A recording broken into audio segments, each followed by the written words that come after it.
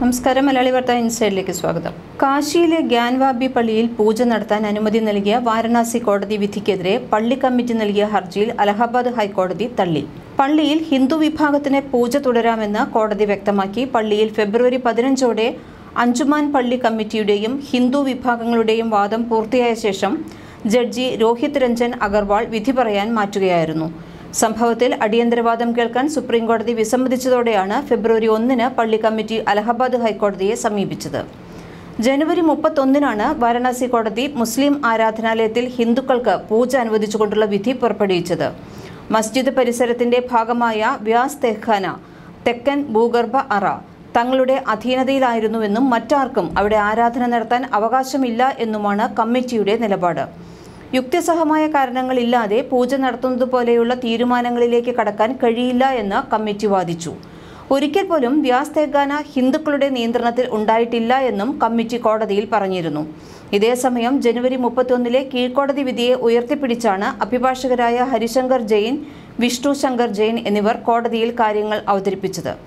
1993 വരെ ഗ്യാൻവാബി പള്ളിയിലെ ഒരു ഭാഗത്ത് ഹിന്ദുക്കൾ പ്രാർത്ഥന നടത്തിയിരുന്നു എന്നാണ് ഹിന്ദു ഭാഗം പ്രധാനമായും വാദിച്ചത്. ഹിന്ദു മതാരാധനയ്ക്ക് അനുമതി നൽകിയ വാരണാസി കോടതി വിധിയെ ചോദ്യം ചെയ്തുകൊണ്ട് മസ്ജിദ് കമ്മിറ്റി നൽകി അപ്പീൽ മേലാണ് അലഹബാദ് ഹൈക്കോടതിയുടെ വിധി ഇപ്പോൾ വന്നിരിക്കുന്നത്. ജനുവരി 31 ഗ്യാൻവാബി പള്ളിയുടെ തെക്കുഭാഗത്തുള്ള വ്യാസ് തെഹ്ഖാനയിൽ പൂജ നടത്താൻ വാരണാസി ജില്ലാ കോടതി അനുമതി നൽകിയത്. 1993 ഡിസംബർ വരെ മുത്തച്ഛൻ സോമനാഥ് വ്യാസ് അവിടെ പൂജ നടത്തിയിരുന്നു എന്ന് കാണിച്ച് വാരണാസിയിലെ വേദവ്യാസ പീഠ ക്ഷേത്രത്തിലെ മുഖ്യപൂജാരിയായ ശൈലേന്ദ്രകുമാർ പാഠക് വ്യാസ് നൽകിയ ഹർജിയിലാണ് കോടതിയുടെ ഉത്തരവ് ഉണ്ടായിരിക്കുന്നത്. പാരമ്പര്യമായി പൂജ ചെയ്തുവരുന്ന തന്നെ തെഹ്ഖാനയ്ക്കുള്ളിൽ പ്രവേശിക്കാനും പൂജ തുടരാനും അനുവദിക്കണം എന്നാണ് ഇയാളുടെ ആവശ്യം. ഗ്യാൻവാബിലെ നിലവറയിൽ ശൃംഗാർ ഗൗരിയെയും മറ്റ് ദൃശ്യവും അദൃശ്യവുമായ ദേവതകളെയും ആരാധിക്കണമെന്നാവശ്യപ്പെട്ട് ശൈലേന്ദ്രകുമാർ പാഠക് വ്യാസ് നൽകിയ ഹർജിയിന്മേലാണ് ജില്ലാ കോടതി ജഡ്ജി വിധി അനുവദിച്ചത്. ഉത്തരവിന് തൊട്ടുപിന്നാലെ വാരണാസി ജില്ലാ മജിസ്ട്രേറ്റ് MS രാജലിംഗവും മറ്റ് സർക്കാർ ഉദ്യോഗസ്ഥരും മസ്ജിദ് സമുച്ചയത്തിൽ പ്രവേശിച്ച് 2 മണിക്കൂറോളം ചെലവഴിച്ചിരുന്നു. അന്ന് തന്നെ പൂജയും ആരംഭിച്ചിരുന്നു. കഴിഞ്ഞ വർഷം ജനുവരി 17 ജില്ലാ മജിസ്ട്രേറ്റിനെ ഗ്യാൻവാബി പള്ളിയിൽ റിസീവറായി നിയമിച്ചതിന് പിന്നാലെ പള്ളി സമുച്ചയത്തിന്റെ തെക്കൻ നിലവറ ജില്ലാ ഭരണകൂടം ഏറ്റെടുത്തിരുന്നു.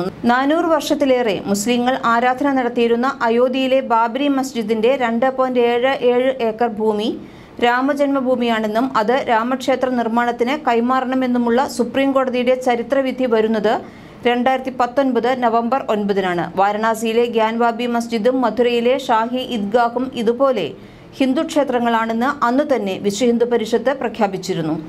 പ്രധാനമന്ത്രി നരേന്ദ്രമോദിയുടെ മണ്ഡലമായ വാരണാസിയിലെ ഗ്യാൻവാബി മസ്ജിദിന് താഴെ ക്ഷേത്രമുണ്ടായിരുന്നു എന്നാണ് ആർക്കിയോളജിക്കൽ സർവേ ഓഫ് ഇന്ത്യ നടത്തിയ സർവേയുടെ റിപ്പോർട്ടിൽ പറയുന്നത്. പള്ളിയുടെ പടിഞ്ഞാറേ ചുമര് ഹിന്ദു ക്ഷേത്രത്തിന്റെ ഭാഗമാണെന്നും ക്ഷേത്രം തകർത്തത് 17-ാം നൂറ്റാണ്ടിൽ മുഗൾ ചക്രവർത്തിയായ ഔറംഗസേബിന്റെ ഭരണകാലത്താണെന്നും സർവേ റിപ്പോർട്ടിൽ ചൂണ്ടിക്കാട്ടിയിട്ടുണ്ട്.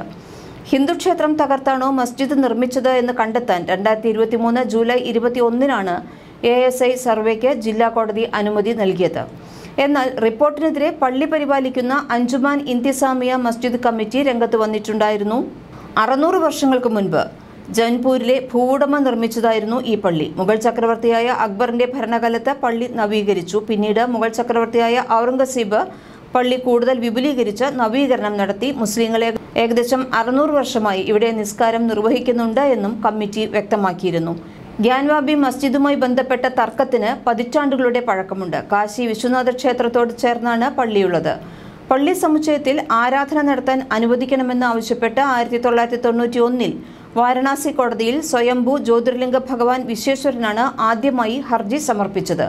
ഗ്യാൻവാബി മസ്ജിദ് സമുച്ചയം കാശി ക്ഷേത്രത്തിന്റെ ഭാഗമായി പ്രഖ്യാപിക്കുക, ഇവിടെ നിന്ന് മുസ്ലിങ്ങളെ ഒഴിപ്പിക്കുക, മസ്ജിദ് തകർക്കുക എന്നിവയായിരുന്നു ആ ഹർജിയിലെ പ്രധാന ആവശ്യങ്ങൾ. 2019 പ്രദേശം മുഴുവൻ സർവേ നടത്തണമെന്നാവശ്യപ്പെട്ട് സ്വയംഭൂ ജ്യോതിർലിംഗ ഭഗവാൻ വിശ്വേശ്വരനു വേണ്ടി റസ്തോഗി എന്ന വ്യക്തി ഹർജി നൽകിയതോടെ വിഷയം വീണ്ടും ചർച്ചയായി.